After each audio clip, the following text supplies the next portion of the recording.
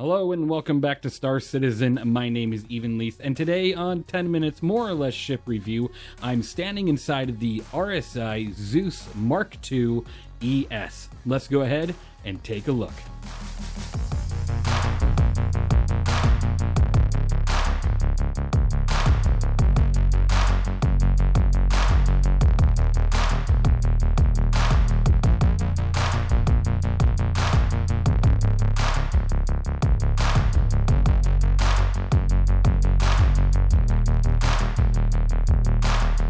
Alright, welcome back to another review. Today, the ZEUS MKII ES, the exploration variant of the ZEUS series. Now, yesterday's review was on the cargo carrying variant, the CL.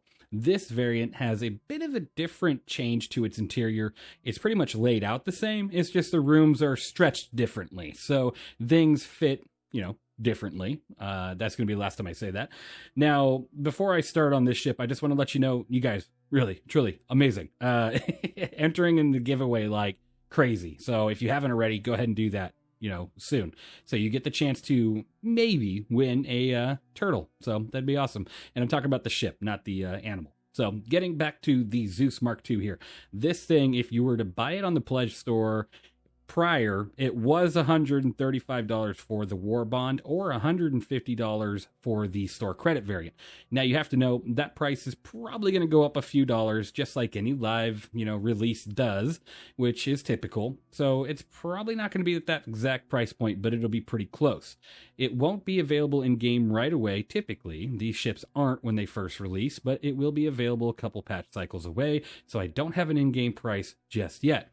Now, all these stats I'm about to kind of relay to you are also prone to change just because this review is a PTU review. So this is kind of what you're just seeing in the PTU, and maybe some of these will change when it comes out to the live release. Now, let's talk about the damage that this thing outputs. Stock, of course, I like to talk about stock everything, because when you buy a car, you don't talk about, you don't look at a review of a modded car, right? You look at a review of what you're going to buy. So with this ship here, I don't have the exact numbers on its sustained DPS yet due to the new power system, but it is going to be around, I'd say 800 to 1100 DPS sustained.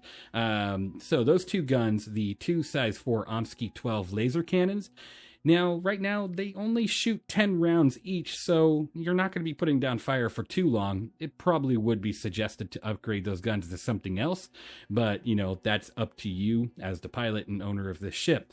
Now, it also has a remote turret on the bottom of the ship, which houses two size 3 CF337 Panthers, and that's pretty good because, those guns, they've always been reliable, always been a fan favorite, and they do good work. Now, outside of that, you also have 8 size 2 Dominator 2 missiles, and as you can see, they fire from these little circles here on the front of the ship, and it's pretty neat because from the interior of the ship, you can actually see these rockets right underneath each co-pilot chair, which I'll go back to here in a second when we take a look at the interior, but this ship is quite interesting.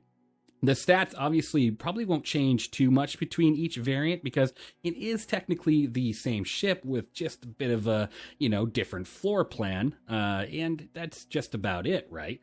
But the numbers will change a little bit because there's maybe one additional component here and there, and so let's kind of get into that now. This ship has 4 size 2 bubble shield generators, giving you 17,720 shield HP.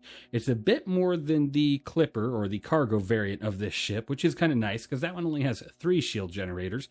Now, this is the exploration variant, so it's not really meant to go out there and fight, right? It's not like the MR variant. It's not a bounty hunter, but it does give you more shield generation, so you can go further and potentially be in a lot more hazardous areas and hostile environments and take a hit before you have to kind of get out of there. So this ship also has 24,120 ship HP as of right now. That might change, and it's not terrible.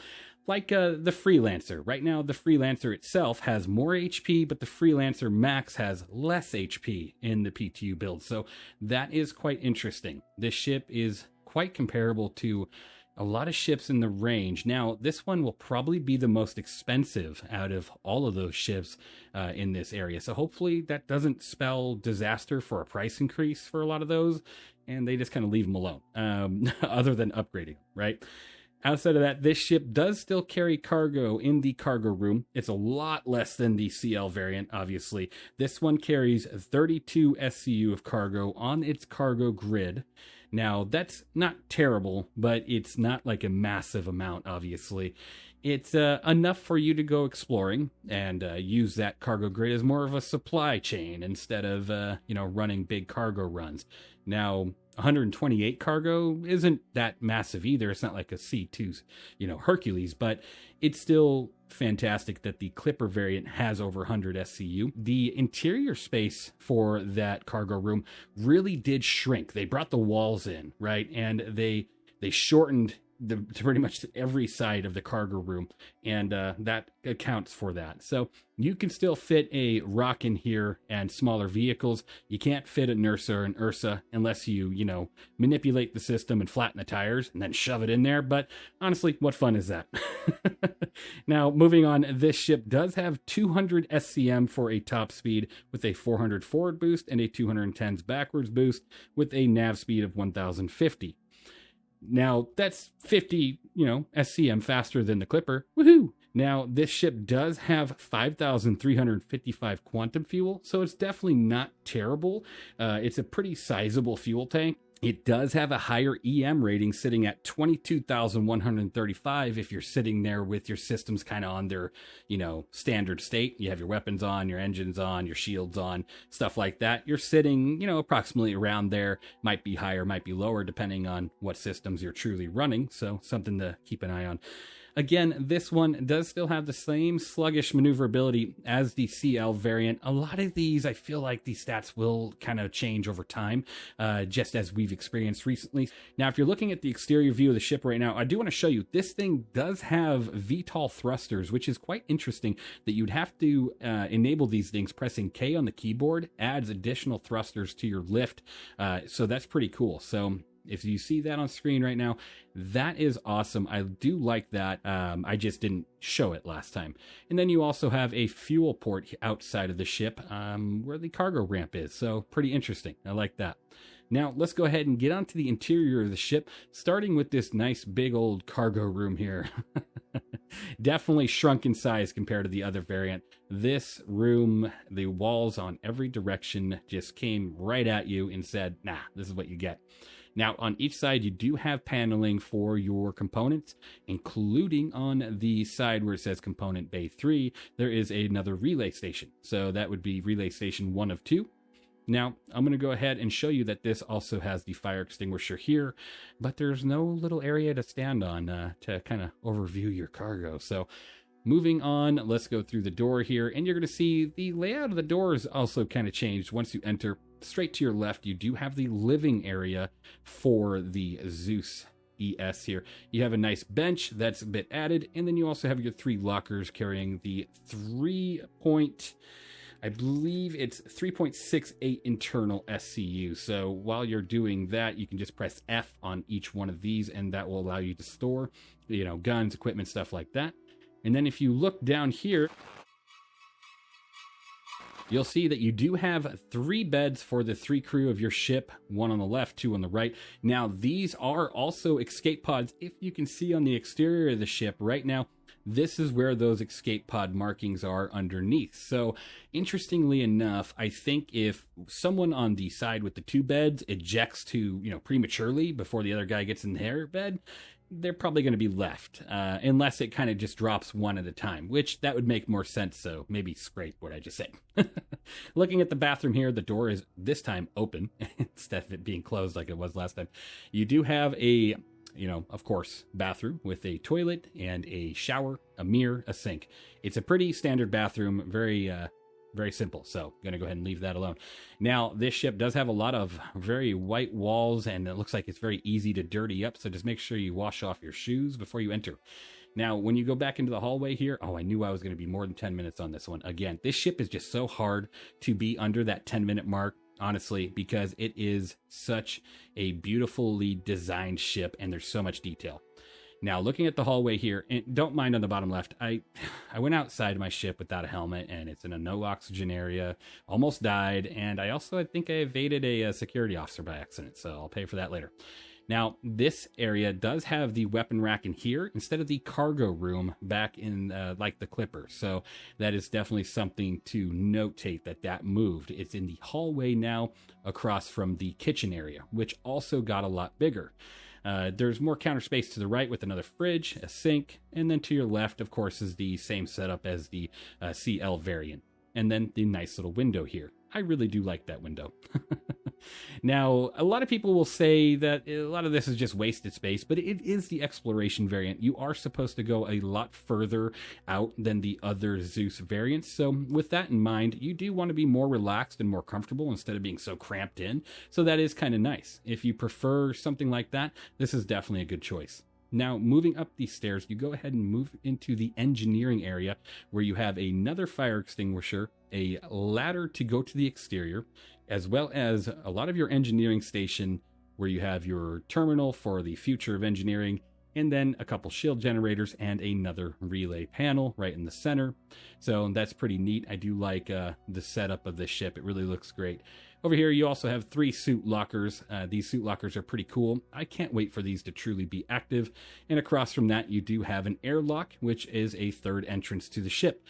You know, these ships with all these entrances, I just can't get enough. I really do enjoy that, and it looks phenomenal the way it opens up from the outside. So moving on to the cockpit here. To the left, you do have the shield generator and avionics life support systems right here behind these panels. And then you also have a fire extinguisher on the wall right behind the co-pilot to the left. Now, if we look at the other wall, you do have a weapons rack. This is the same one as on the CL. It's massive, and it comes with a weapon rack for a big gun like a rail gun. So that is pretty neat. I do really like that. And then if you look down on the floor, as you can see, you do have the missiles that I was talking about earlier. They are stationed underneath each co-pilot. So if you are in a desperate situation, you do at least have 2 ejection seats using size 2 missiles. So pretty cool. You can just pop right out the top of the roof, you know, into little bits. So then you do have your co-pilot seats here as well as your pilot seat. So these... you know, it's very cramped ship, honestly, but it's so detailed and it's so beautiful. I think they did a phenomenal job, and it just looks fantastic. It really does, and I'm really starting to enjoy the new MFDs. They're taking a little bit of time to get used to, but it just looks great. So with that, this ship for me, given everything I kind of went over, it does have, you know, I say one additional negative point, and that's kind of on its profession side. Just because it's an exploration ship, but a lot of the exploration ships in the game have, you know, things that kind of spell out that it's an exploration ship, like a more advanced scanning package, or, you know, something that really makes it an exploration ship instead of just a, you know, cargo, you know, a difference in like living space, right? A bigger living space doesn't instantly mean it's an exploration vessel. So I do want to see how this thing will differ in that regard. You know, if you're going to be out there exploring planets and everything, how exactly does this thing really retain its exploration value? And but I mean, it's still fantastic. It is a great ship. It looks phenomenal, and I think it's absolutely worth owning if you're not really into cargo. She's a great ship, and I think anybody that owns it will be proud to, you know, fly this thing. Honestly, it is a 7 out of 10 for me. This thing is still great. Let me know what you think of the Zeus ES down in the comments below. You know, do you have this one, or do you prefer the cargo variant, or are you waiting on the MR, the bounty hunting variant? They're all going to be just fantastic for their roles. So outside of that, thank you guys for watching. Thank you to all the members that support the channel, including the subscribers and any viewer out there liking the videos, entering the giveaways. You guys are truly amazing. Thank you again. I hope you enjoyed, and I will see you guys in the next one.